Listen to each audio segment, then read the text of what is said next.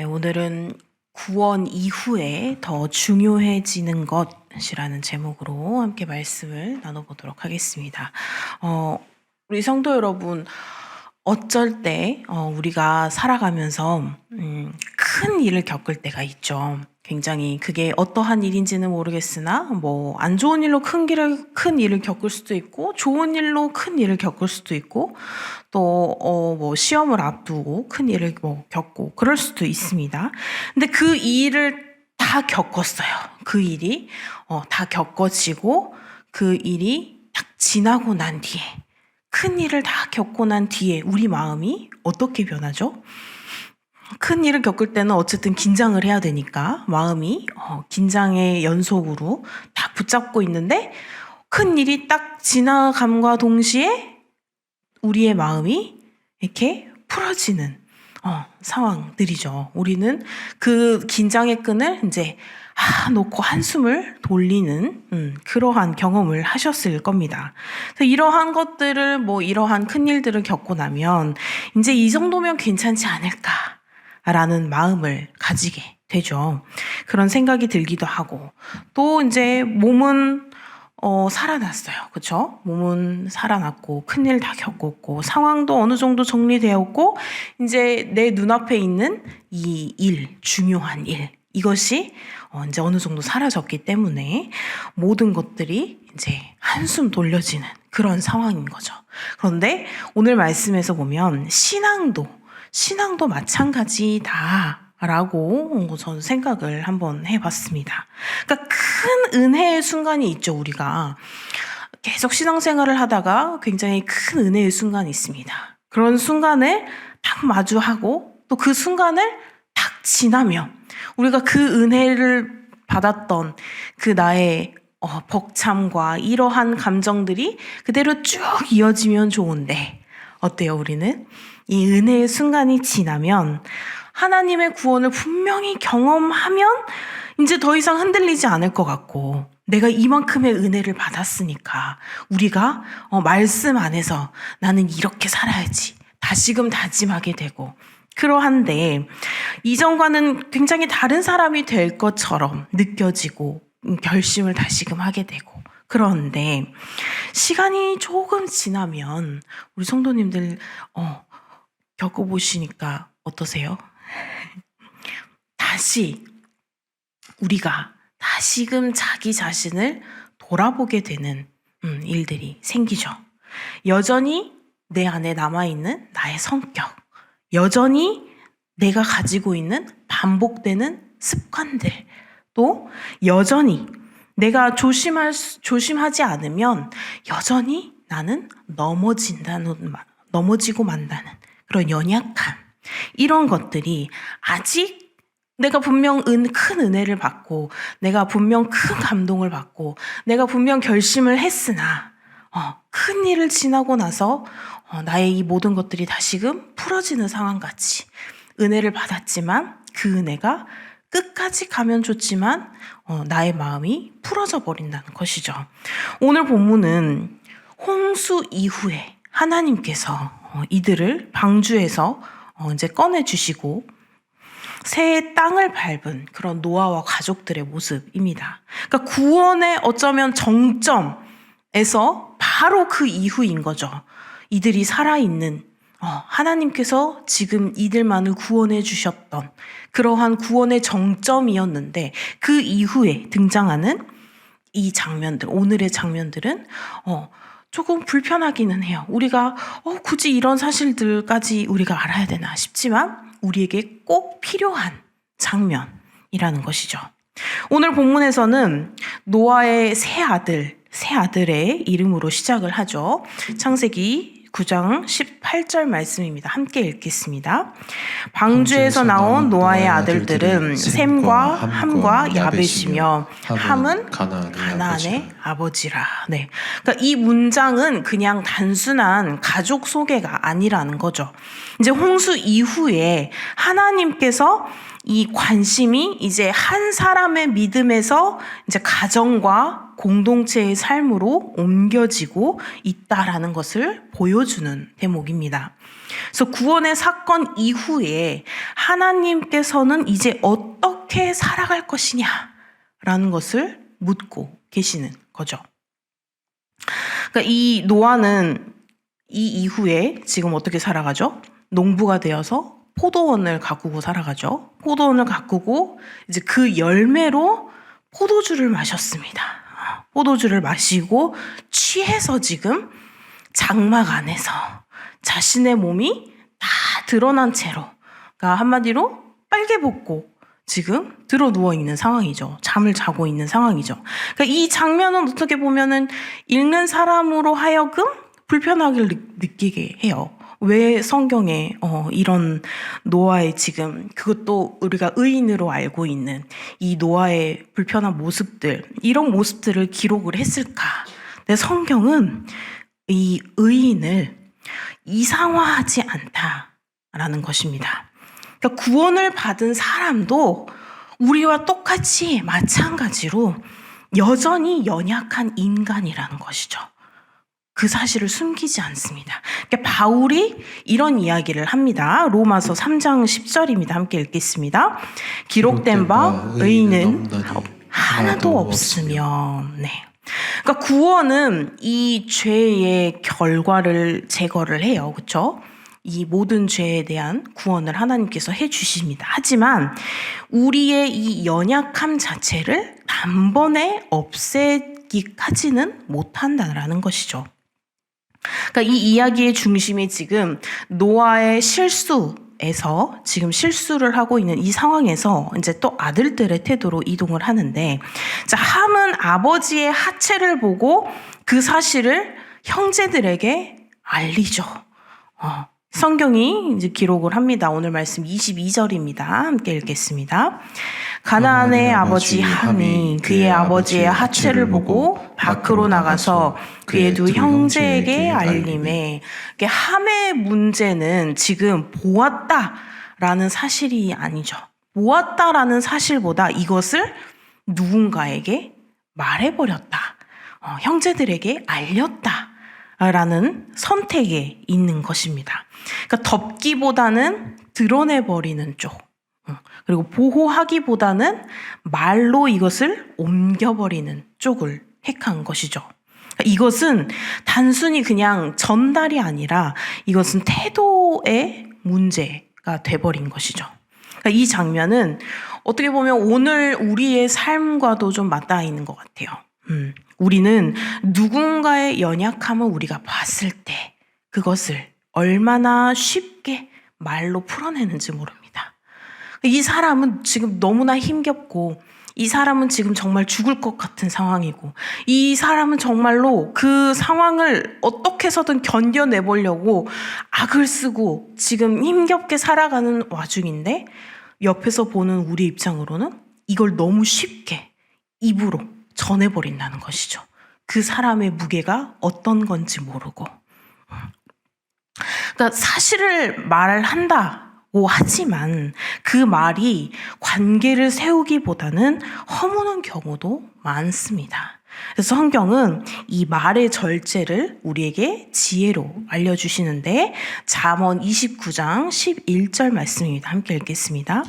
어리석은 자는 자기의 노를 다 드러내어도 지혜로운 자는 그것을 억제하느니라. 그러니까 신앙은 모든 것을 말하는 용기가 아니라 말하지 않아야 할 것을 분별하는 그 절제에서 드러났다는 것이죠. 그러니까 이 셈과 야벳은 또 이 함과는 전혀 다른 길을 택하죠. 아버지께서 그러한 상황을 지금 전에 듣고 얼른 왔는데, 그들은 이것을 떠들고 다니는 것이 아니라, 사실을 옮겨서 다른 사람에게 말을 하고 있는 것이 아니라, 그들은 그 옷을 가져다가 뒤로 걸어 들어가죠. 뒤로 걸어 들어가서 아버지의 그 모습을, 아버지의 그 나체를 이렇게 덮습니다. 성경은 그 장면을 굉장히 세심하게 묘사를 하는데, 오늘 말씀 23절입니다. 함께 읽겠습니다. 셈과 아벳이 옷을 가져다가 자기들의 어깨에 메고 뒷걸음쳐 들어가서 그들의 아버지의 하체를 덮었으며. 우리가 이제 아주 어린 아이들이 요즘 릴스를 보면은 아주 어린 아이들이 부모님과 함께, 예를 들어 아들, 뭐 조그만한 3살, 2살, 3살, 4살 이런 아들들이 아빠와 함께 목욕을 하려고 들어갔어요. 이제 집에 다들 샤워실이 있으니까 들어갔는데 갑자기 아이가 뛰쳐나오는 거예요. 그래가지고 이런 건 말하면 좀 그렇지만 아빠에게 아주 뭔가가 덜렁거린다. 그러한 말을 하면서 막 도망쳐 나와서 엄마한테 그거를 얘기를 하는 거예요. 그래서 이제 엄마랑 아빠랑은 이제 빵 터지죠. 이게 어떤 상황인지 아니까. 아이들은 정말 순수함으로 그냥 사실을 이야기한 것 뿐이지만, 이 사실이 어쩔 때는 이 사실이 정말로 힘겨운 사실이 될 때도 있고, 지금 그 상황에서는 부모님이 그냥 웃으며 넘겼지만, 만약에 여기서 이 아들들이 함처럼 이 샘과 야벳이 똑같이 막 바깥에다가 우리 아빠가 지금 이런 상황이래요 라고 말을 하고 다녔다면 그 사람들은 분명 어떻게 행동을 했을까요? 그냥 그러냐고. 그러고 이 가족들처럼 그냥 웃고 넘기는 것이 아니라 또 어떻게 말이 퍼질지 모르는 상황이죠. 그런데 이 두 아들들은 보지 않기 위한 노력, 말하지 않기 위한 그 절제, 드러내지 않기 위한 행동, 이 모든 것들이 지금 오늘 말씀 23절에 다 담겨 있는 것입니다. 그러니까 이 모습은 그냥 침묵으로만 우리가 생각하지 않고, 침묵이 아니라 이것은 책임이었고요. 또 외면이 아니라 보호였다라는 것이죠. 그러니까 성경은 이러한 태도를 보고 분명히 사랑이라고 부릅니다. 자, 베드로전서 4장 8절 말씀을 함께 읽겠습니다. 시작. 무엇보다도 뜨겁게 서로 사랑할지니 사랑은 허다한 죄를 덮느니라. 네. 여기서 덮는다는 것은 그냥 우리가 만약에 지었던 죄가 있어요. 근데 이 죄를 그냥 없던 일로 만드는 것이 아닌 거죠. 죄의 무게를 가볍게 여기는 것도 아닙니다. 그러니까 관계를 살리기 위해서 감당해야 할 몫을 기꺼이 지는 선택인 것이죠. 그러니까 셈과 야벳은 아버지의 실패를 정당화하지는 않았지만 분명 그것을 보고 그 실패가 지금 우리의 가정을 무너뜨리도록 내버려 두지도 않았습니다. 만약에 이 사실을 온 동네방네 그곳에 함께한 모두에게 떠들고 다닌다면 이 가정이 온전히 계속 있지 않았겠죠. 그러니까 노아가 깨어난 후에 이제 자신에게 일어난 일들을 알게 되죠. 그래서 자기에게 무슨 일이 일어났는지를 알게 되고 24절 함께 읽겠습니다.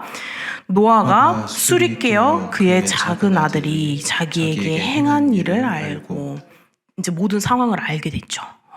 작은 아들이 나에게 어떻게 행동을 했는지, 그리고 첫째 어떻게 나에게 지금 행동을 해주었는지, 그리고 가나안을 향해 말합니다. 이 장면은 이제 우리가 좀 조심스럽게 읽어야 하지만 한 가지 분명한 메시지가 우리가 놓칠 수가 없는 것이, 한 사람의 태도는 개인의 문제로 끝나지 않고 다음 세대까지 영향을 미친다라는 사실인 것이죠. 그러니까 관계를 대하는 방식은 가정의 방향이 정해지기도 하고, 또 그 방향은 세월을 지나서 이것이 열매로 나타난다는 것입니다. 성경은 이 원리를 이렇게 요약을 합니다. 갈라디아서 6장 7절 말씀입니다. 함께 읽겠습니다. 스스로 속이지 말라. 하나님은 업신여김을 받지 아니하시나니 사람이 무엇으로 심든지 그대로 거두리라. 그러니까 한 번의 한 말, 한순간의 그 선택, 그리고 한 가지 태도, 이것들이 잘못하면 이 공동체의 곁을 떠나게 만들 수도 있고, 이것이 지금 나의 상황에서만 끝나는 것이 아니라 내 이후의 상황까지, 나의 아이들까지, 나의 그 후손들까지에게도 상황을 미칠 수 있다라는 것이죠. 그러니까 이 함의 선택은 드러냄의 길이었고 또 셈과 야벳의 선택은 덮음의 길이었습니다. 그러니까 이 두 길은 그냥 단순한 성격 차이가 아니라 믿음의 방향 차이였던 것이죠. 근데 이 이야기의 끝에서 우리가 붙들어야 할 가장 중요한 사실은 바로 이것입니다. 노아의 실패에도 불구하고 하나님의 언약은 취소되지 않았다라는 점입니다. 하나님께서는 연약한 사람을 통해서도 하나님 그 자신의 역사를 계속해서 이어가십니다. 그러니까 본문은 우리에게 실수하지 마기보다는 실수 앞에서 어떤 태도를 선택할 것인가를 더 깊이 묻고 있는 것이죠. 여기서 노아는 분명 이 하나님의 구원을 직접적으로 겪은 가장 중요한 인물이죠. 의인이라고 칭해지는. 하지만 그마저도 이렇게 연약할 수 있다. 그런데 우리가 이러한 연약함을 보고 어떠한 선택을 하느냐, 어떠한 책임을 지느냐에 따라서 우리의 지금의 관계, 이후의 관계가 어떻게 달라질 수 있는지를 우리가 깨달을 수 있는 그러한 본문이 아닌가 싶습니다. 그래서 창세기 9장은 우리에게 분명히 이야기하고 있습니다. 구원은 끝이 아니라 시작입니다. 그리고 구원 이후의 삶에서는 완벽함보다는 태도가 더 중요하다는 것이죠. 오늘 우리는 이 말씀 앞에서 완벽한 사람이 되겠다라고 다짐하기보다 우리가 은혜를 받고 내가 이 은혜를 잊지 않고 끝까지 내가 성경 통독도 하고 또 말씀으로 내가 하루하루를 살아가고 내가 오늘 아침 저녁으로 찬송가를 부르며 하루를 시작하고 하루를 마무리하고 이런 것들을 다짐하고 그것을 지키려고 완벽하게 노력하기보다는 내가 오늘 실수했지만 내가 오늘 실수하고 또 나와 함께하는 이웃이, 나의 가족이 어떠한 실수를 했지만 우리가 그 상황 가운데서 그것을 드러내고 그것을 입으로 말하기보다 우리가 함께 책임을 지고 그것에 대해 절제하고 우리가 우리의 노아처럼 우리의 그 실수가 모든 것들이 하나님 안에서 우리의 실수가 구원받은 그 사람처럼 구원받은 노아처럼 정해질 수 있고 또 우리가 완벽해지지 않아도 하나님께서는 연약한 우리를 통해서도 언제나 우리에게 말씀해 주시고 우리를 통해 하나님의 일을 계속해서 해 주시고 있다는 사실을 우리가 잊지 말아야 할 것입니다. 그래서 이렇게 완벽한 사람이 되겠다고 다짐하기보다는 연약함을 마주했을 때 어떤 방향을 선택할지 이것을 우리가 배우는 그러한 말씀이었으면 좋겠습니다. 그래서 쉽게 말하는 사람이 아니라 조용히 덮는 사람이 될 수 있기를, 그리고 정죄로서 관계를 끊어버리기보다 또 회복으로서 관계를 다시 살릴 수 있는 그러한 우리 모두가 되었으면 좋겠습니다. 그래서 우리 역시도 언젠가는 누군가의 배려로서 덮어져야만 한 존재라는 것이죠. 노아가 의인이었지만 연약함을 드러내듯이 그 아들들이 결국은 덮어줘야만 하는 그 문제가 있었듯이 우리 모두는 완벽하지 않다라는 것입니다. 완벽하지 않고 우리는 사람이기에 우리는 하나님이 아니죠. 그렇게 우리는 완벽할 수 없습니다. 언제든 실수할 수 있고 또 언제든 연약해질 수 있고 언제든 무슨 상황이 우리에게 닥쳤을 때 우리는 넘어질 수밖에 없는 그런 연약한 존재들이라는 것이죠. 하지만 그러한 상황들 가운데서도 우리를 사랑해 주시고 우리를 통해 일하시는 하나님을 믿고 그 마음을 굳게 우리의 마음속에 깊숙이 가지고서 그러한 우리의 관계를 살리는 말보다는 행동으로 판단보다는 책임으로 그래서 관계를 살리는 그런 선택을 하며 살아가는 우리 귀한 열린베델교회 성도님들 되시기를 주님의 이름으로 소망합니다. 기도하시겠습니다. 사랑의 주님, 구원 이후에도 연약한 우리를 포기하지 않으시고 끝까지 붙들어 주시니 감사드립니다. 주님, 이 다른 이의 허물을 우리가 쉽게 말하기보다 우리가 그 허물들을 덮을 줄 아는 지혜를 우리에게 허락하시고 우리가 그 모든 것들을 정죄하기보다는 우리의 관계가 회복할 수 있는 선택을 할 수 있게 도와주시옵소서. 오늘 하루도 온전히 주님께 드리오니 주님, 우리의 말과 우리의 태도를 통해서 우리의 가정과 우리의 이웃과 또 우리의 그 공동체가 살아날 수 있도록 우리의 오늘 하루를 인도하여 주시옵소서. 감사드리며 예수님의 이름으로 기도드립니다. 아멘.